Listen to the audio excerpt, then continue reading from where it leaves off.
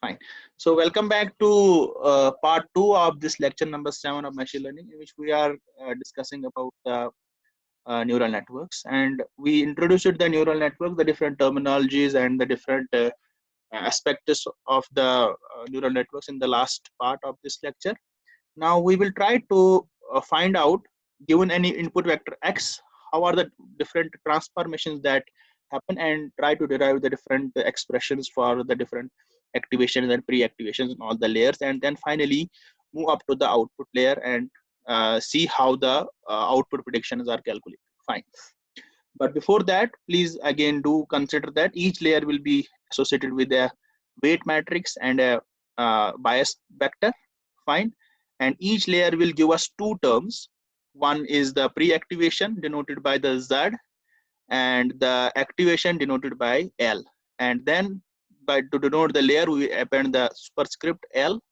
So this means the activation vector of layer L. So because each neuron will provide one activation or one pre-activation, so each layer will then therefore have one activation layer. So this ZL will basically be equal to, this will be a vector, this will be equal to ZL of 1, ZL of 2, so on and so forth, and then ZL of NL.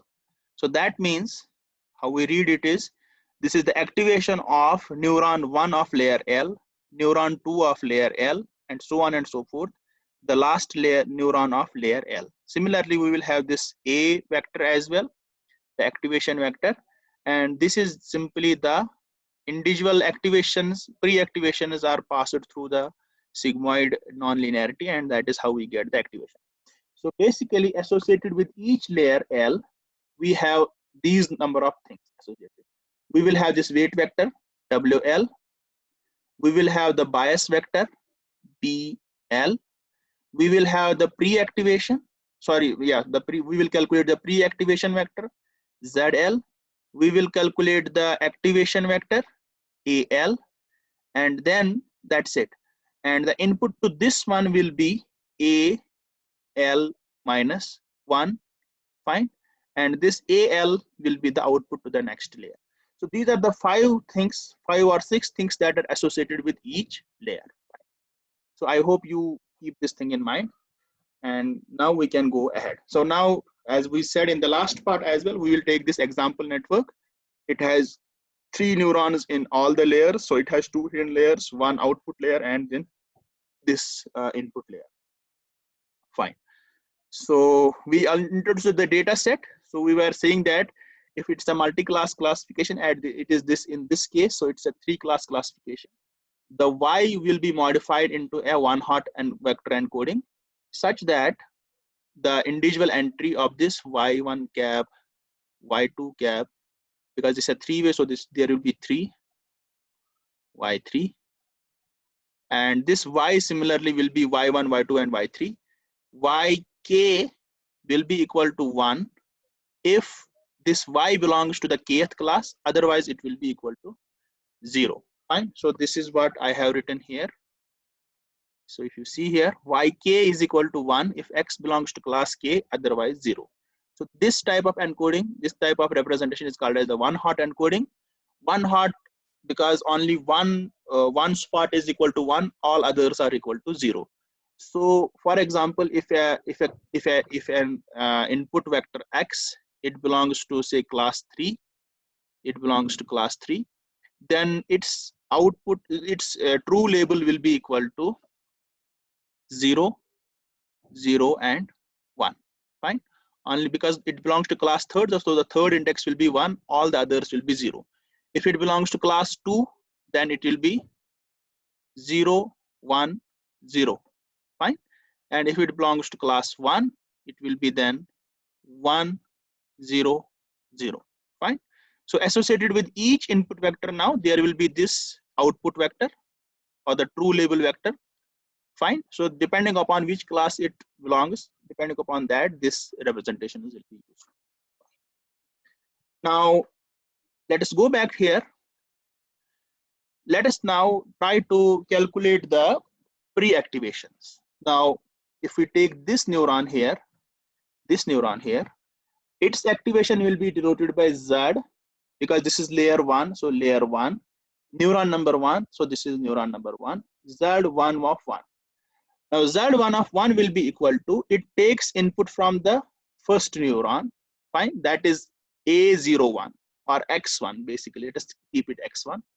So this will be X1. Now since it's an aggregation, so it will associate a weight with it. That weight will be W, because this is layer 1, coming from the first neuron, so 1, going into the first neuron, 1, plus, then this X2 comes, so this will be X2. Again, it will associate a weight with it, so the weight will be W. This is layer 1, coming from the second neuron of the previous layer, so 2, going into the first neuron of this layer, so 1. Similarly, this has also input from the third neuron, so it will be X3 multiplied by the weight term W of layer 1, because this is layer 1, coming from the third neuron, so 3, going into the first neuron, 1. And then finally we will add the bias term, so B first layer, first neuron, fine. That is what the activation will look like, fine. So if you go here, that is what I have done here. So the pre-activation of first layer Z11, first neuron, first layer, is equal to, it takes input from the first neuron of the previous layer. So previous layer first neuron goes into the first neuron, W11, W21, W31, and then the bias term. Similarly for the second neuron will receive input from the first neuron, second neuron, and third neuron. So when it receives input from the previous layer's first neuron, so the weight will be 1 and 2, coming from the first neuron to the second neuron, coming from the second neuron of the previous layer to the second neuron of this layer, coming from the third neuron of previous layer to the second neuron of this layer, and then the bias term of the second neuron. Similarly, for the third layer, for the third neuron, the pre-activation will be denoted by Z1 of 3. That is equal to, it will receive the input from the previous layer's first neuron, so the weight will be 1, 3, previous neuron, first neuron of previous layer to the third neuron of this layer, second neuron of this previous layer to the third neuron of this layer, third neuron of previous layer to the third neuron of this layer. So this is how the activations are. Now we can arrange them in a vector. So Z11, Z12, Z13. So this is first neuron pre-activation, second neuron pre-activation, third neuron pre-activation. So if you can see, we can arrange them in matrices. So now you can see, if you take the matrix multiplication again, so this will be W11 into X1, W21 into X2, W31 into X3 plus B1. That is basically this first one. That is what Z11 will be equal to. Similarly, you multiply this row with this column plus the second term. You multiply this row with this column plus the third term. So that is how basically this thing happens. Fine. So this thing is equivalent to this thing in matrix notation. That is fine. Then we can go down. Now, so these are basically the weights. So if you remember, I told you that each neuron of layer L, J neuron will have the weight vector associated with it. So this W11, this means the weight vector associated with the first neuron of first layer. Here it is the second neuron of first layer. It is the third neuron of first layer. So we denote this W matrix W1. W1 will then have all the weight vectors of all the neurons in layer 1. This is basically equal to this thing. So we will have the weight vector of the first neuron. We will have the weight vector of the second neuron, first layer, second neuron, so on and so forth. So this W here, this is basically the transpose of this layer. Fine. So that is what we have done here. So we have shown it. So basically this is, so see here, W11 is basically the second term should be only one, that is this row. Fine. This row here, this row here is W11, this is W3, this is W2. Fine. So they are basically their transposes here. So these are the transposes, that is why we have taken the transpose here, and that is how we compactly can run it. Finally, we can write this whole thing as a simple one equation, matrix equation. Z1, that means the pre-activation vector of layer 1 will be equal to this matrix W, the outer product with X. So remember that this is not a dot, this is not a simple, sorry, this is the inner product or the dot product. This is not a simple multiplication. You can't simply take the multiplication of, so you have to take the transpose of this. That is why I have written the dot here. So dot represents the dot product. So basically this expression here will be Z1 equal to W1 transpose X plus D. Fine. So please don't get confused by this W1 and think, okay, we have to take the simple multiplication of W1 and X. This is basically the dot product. Fine. So keep that thing in mind while you are implementing. So now, given any input vector X, you can now in one go compute the pre-activation by this equation. Right. So the pre-activation of layer 1 will simply be computed by this equation. So in NumPy, you can simply write the code for this one. Fine. So please pay attention to it when you will do the assignment. This is what you have to do. For any input vector X, you simply in one go can generate. You don't have to use the loops, etc. Simply write this equation and you are done. Fine. So let us go down a bit. Let me. Fine. Then once we have computed the activations, so now also what we can do is, because we won't be dealing with the x1 x2, because for consistency purposes, this is the input layer is basically the layer 0. So x1 is basically a01, x2 is a02, x3 is a03. So we can modify this equation here, z equal to w1x as z1 equal to w1 a0 plus b1. Right. So as you can see, we can then generalize this to for layer L, the pre-activation for any layer L will be equal to weight matrix associated with that layer multiplied by the activations of the previous layer, L minus 1 plus the bias vector of this layer, PL. Fine. So that's why I have introduced this, so that the notation will be here. So now L can go from 1 up to L, capital L, all the layers. So for any layer, you can now compute the pre-activation by this formula here. Fine. So now, once we have the pre-activations, we can easily compute the activations. So activation is nothing but, so if we have any for a particular neuron, so we have Z1 of, let us say, K, then A1 of K will be simply the sigmoid of this thing, or the logistic of this thing. So that's what I have done here. So the activations of layer 1 are the individual activations of all the neurons. Those are nothing but the passing through sigmoid non-linearity, all the pre-activations. So Z11, Z12, Z13. So once we do that, we can generally then write A1 equal to sigma of Z1. So just like we wrote the general equations for the pre-activations, we can now write the general equation for the activations as sigmoid of ZL. That's what we can do. Fine. And it's very easy to implement in NumPy. You can simply write np dot exp of, or exp of ZL. That will give you the for all the individual items in this ZL. It will raise it to it. Then whatever. So let me call this as temporary T. t vector, then finally your A will finally be equal to 1 over 1 plus t. Right?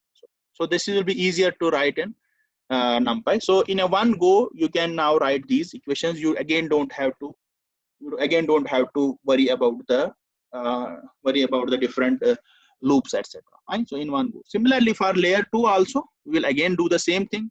So you can see here now, if this is layer 2 here, so let's take this neuron, its activations, pre-activation. So layer number 2, neuron number 1.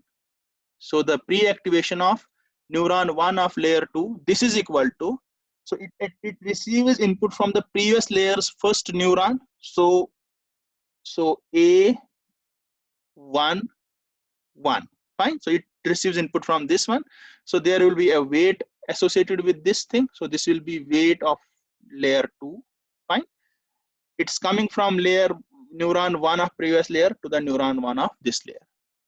Plus it also receives input from this second neuron of previous layer. So A of layer 1, fine. A of layer 1 and 2, fine, because this is A1 2. So then we have a weight associated with this one as well. So this is weight of layer 2. So this is layer 2 coming from the neuron 2 of previous layer to the first neuron of this layer, right? So first neuron of this layer. Plus similarly, we will have W2 3 1 A1 3. So third neuron A1 3, it goes to first neuron here. So that is what we did. And then finally we will add the bias term B2 1, fine.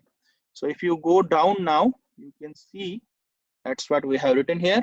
W11 of second layer A11, W212 of A12, W31 of second layer A13 plus B12. So that is what we have done here. Similarly, you can do for the all other neurons. So that is what has been written here. Again, you can arrange them in matrix form, and finally you will have Z2 equal to W2 dot product with A1 plus this, fine. So again, the same thing which we have done in the previous layer. So again, you will receive this. So for the third layer, again, you will do the same thing. So for the third layer also, you will have Z3 equal to W3 transpose A2 plus B3, fine. So in general, we can write, which I have also written previously as well. So ZL for any layer L, the pre-activations will be computed by ZL equal to W, the weight matrix associated with that layer, WL, take the transpose, fine, and then multiply it with the activations of the previous layer. So that means be AL minus 1, fine, plus add the bias vector. So that is BL. So that is the general formula for any layer L, fine. So progressively, when you have to do the things, you will progressively, you will start with X, you will calculate Z1, then you will calculate A1, then you will calculate Z2, go on to calculate A2, so on and so forth until you reach the end, fine. So that is fine. Now, however, there is one small modification. In the output layer, if you remember, I said that the activation is different. So if you see here in these layers, the activation was the simpler, our timed and tested sigmoid function. But here now the activation is not this one. Now, if you remember in the sigmoid, the softmax regression, we used a different activation to convert these pre-activations into the final probabilities. Fine. For that purpose, this boxed thing here is the function for output, fine. So to make it more clear, we will have in this case the small neural net which we have, we will have Z3, this will be equal to Z3 1, we will have Z3 2, and we will have Z3 3. This is what we have. Now what we will do is we will convert them into the probabilities, the probability that this vector belongs to class 1, this vector belongs to class 2, this vector belongs to class 3. So we will compute something like y cap. This will be equal to y cap 1, y cap 2, and y cap 3. Fine. Now this y cap, this is basically equal to the activation, and that activation will be computed by this term here. Fine. So this is the softmax. We already discussed it in the softmax regression. If you have problems with it, just please revise the same thing. You should be able to do it. Fine. So this is our activation. So only the third layer, only the last layer, layer L, the activation will be a bit different. Fine. So as I was saying earlier, you will start with X, you will go all the way up to ZL, and then finally you will compute the Y cap. That will be equal to AL. That will be equal to O of, that is with the softmax in this case, O of ZL. Fine. So that will again give you a vector. Fine. Just remember one thing, that if this thing, what that the thing that I said is only for this is for classification. So if we have classification, the final layers activation function which we will use will be the softmax. Fine. If we have regression, fine. If we have regression, then we don't have to use anything. We will simply use the Z. So that will simply give us the values, and then we will use that in the in our loss function. Fine. So I hope this is clear till now. So here I have summarized all that I have said till this point. Fine. One small caveat I must add is that remember how I said that you can start with any X and go all the way there. It happens so that you need not do this for each X. So your X will be a combination of these X's, X1, X2, X3. So there will be different n set of points. So so what I said till now is, it means that okay, maybe I had to run this for X1, then X2 and X3.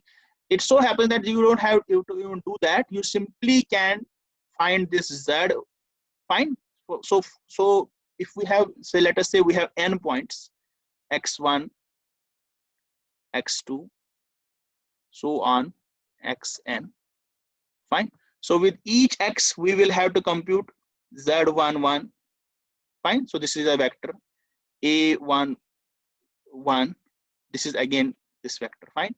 Similarly, for point number 2, we will have Z12, a vector, A12, another again vector, etc. So on and so forth.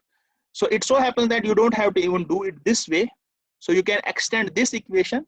You can simply say Z1, fine, will be equal to W1 times X. Fine. Simply multiply it with X. Now what is X? X will be simply, this will be X1 vector. This will be X2 vector. I will again discuss it in the last day when we will conclude this neural network.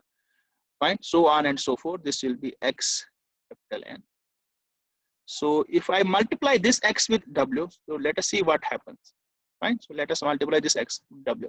So that means the first row multiplied by this first column, first row, second column, first row. So that will give us the first row of the output. Fine. So this Z will now be a matrix, its first row. Then this second row of this W matrix multiplied by each of these vectors. Fine. So this will give us the second matrix. That means each column will then give us the Z vector pertaining to that X. Fine.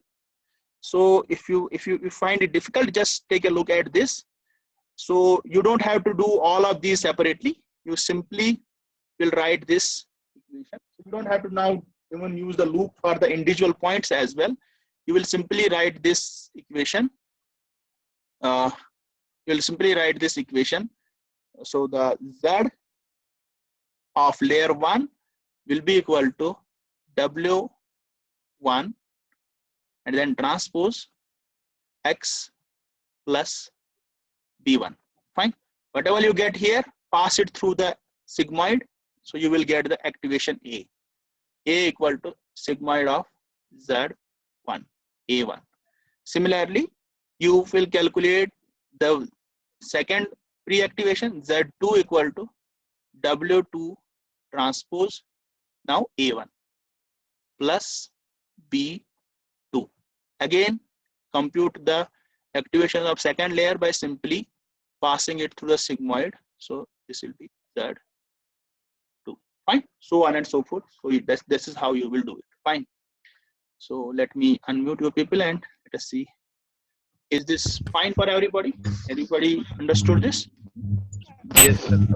Did you understand these equations here? Because these are the equations which you are supposed to use in your assignment. The assignment which is coming next, उसमें आपको यही सारा implement करना है. So that assignment, the neural network will have basically two parts. One is called as the forward propagation. So basically up till now we understood the forward propagation. Given any x, how do we compute the y gap? Fine. Now, as we have seen in other classifiers, the linear regression or the logistic regression or the softmax regression, the main point is how to find this weight, right? Weight matrix, weight vector, or whatever you call them. How do we find that? For that, we have something called as the backward propagation, right? So we will now start with the loss function. We'll start with the loss function and then propagate the gradients back into the layers and update that weight matrices accordingly. Fine. So that's what we will do the backward propagation. But that we will do in the meantime. But till now we studied this forward propagation, that given any x, how do we calculate this y? So for that purpose, these equations are handy. The only thing I modified is now is that these are only for a single vector, but I now gave you a method to do it for the whole data set in a single go. Fine. So you don't have to use any loops, etc. So those people who have done the assignment, they might have seen that in the linear regression, we have to use the different loops for, I had basically designed that assignment keeping in view all the three methods, the normal equation method, the gradient descent method, but the vectorized form, and the gradient descent, but the loop based form. So you might have seen that the vectorized method is much more faster than this linear method. Fine. Is this clear? Yes. Fine. So should I move forward? Fine. We will complete one more thing and then we will stop. Fine. Now that thing we have already done in the softmax regression, but there's some more attention. Now the thing is that as you all know that we have to see how this model behaves. For that purpose, we have something called as the loss function. Fine. So we have the loss function. Now it so happens that in the softmax and the logistic regression, we basically maximized the log likelihood.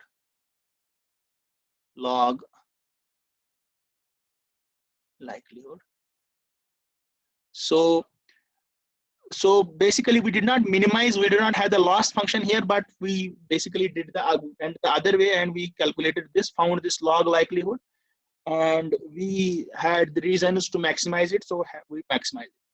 Fine. Now the log likelihood is equal to, if anybody remembers, we say L is equal to summation over all the k's. So k running from 1 to capital K, it was yk log of y cap of k. Fine. Now in case of binary classification, this was simply this yk or y1 log of y cap of 1 plus times 1 minus y1 log of 1 minus y1 cap. But for the general case, this is the log function, loss function, which we will have, not the loss function, but the log likelihood. Now, if I take the negative of this one, fine. If I take the negative of this one, then this equation is something called as the cross entropy. Fine. About the entropy, we will study it in some detail when we will study about the decision trees. But till then, just remember this point, that cross entropy is just the negative of the log likelihood. Fine. The log likelihood. So this is the loss function which we will have, and we will try to minimize this loss function. Fine. So in the neural network case, because we were studying the classification, so for classification, this is what we will use. Now, in case we were not doing the classification, we were doing the regression. Fine. If we were doing the regression, then we will use the normal squared error loss function. Fine. So we will say if y minus y square minus y cap square, and then you take the root. Maybe you can take the root or you can leave this. So that is the squared loss function. And then summed over all the points. That is what the loss function we will use in case of regression. But since we are using the classification, this is the loss function we are going to use. Now the question is, how do we find the different weights? And the answer to that is that we have this loss function. We will try to minimize it. Now to minimize it, we will use our gradient descent method, GD. So we will basically calculate dou L by dou WL. For each of the layers, we have associated a weight matrix. So we have to find this. Now to find this, we will have to use something called as, we will heavily use the chain method or the chain rule of differentiation. So for example, dou L by dou W3, this is equal to dou L by dou A3, and then multiplied by dou A3 by dou Z3, and then multiplied by dou Z3 by dou W3. Fine. So we'll compute this term separately. We'll also compute this term, and then finally we'll compute this term, and that will give us the gradient with respect to the weight vector. Fine. Similarly, we will do for all the layers. We will also find dou L by dou BL. Fine. So that is how we will do. In the next lecture, we will start. And this whole process will be called as the backpropagation. This process of finding the gradients so that we can train them. This is called as the backpropagation. Fine. Somebody's fine. So let me unmute, and before we conclude, is this clear for everybody? Please unmute. Yes. Was this clear for everybody? Did you understand whatever we discussed in this lecture? Almost. Okay, fine. So if you still find any problems, I will provide you these notes to go through them. And still, if you have any problems, just you can text me. Fine. Good. So that is here. We will stop this session. And please go through these notes again, because they will be used in your assignment. So you have to write the assignment. So please study that. Fine. So with these words, I will end today's meeting. Have a good day. Thank you. Thank you.